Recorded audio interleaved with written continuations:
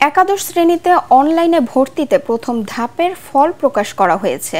এই ধাপে আবেদন করেও কোনো কলেজে ভর্তির সুযোগ পাননি প্রায় ৪৮,০০০ শিক্ষার্থী। তাদের মধ্যে রয়েছে জিপিএ 5 পাওয়া ৮,৫০০ শিক্ষার্থীও। এছাড়া দেশে ২২০টি কলেজ ভর্তির জন্য একজন শিক্ষার্থীও পায়নি। গতরাতে প্রকাশিত ফলাফলে এসব তথ্য পাওয়া গেছে। এতে দেখা গেছে গত ২৬ মে থেকে ১৩ জুন পর্যন্ত একাদশে ভর্তি হতে অনলাইনে আবেদন করেছিলেন ১৩,৩৫,০০০-এরও বেশি শিক্ষার্থী।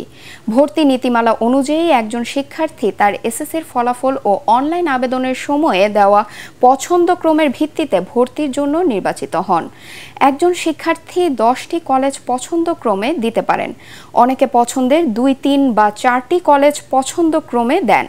মূলত তাদের সেই কলেজগুলোতে আসন শূন্য না থাকায় তারা ভর্তির সুযোগ বঞ্চিত হন বলে জানিয়েছেন আন্তঃশিক্ষা বোর্ড সমন্বয় কমিটির সভাপতি অধ্যাপক তপন কুমার সরকার।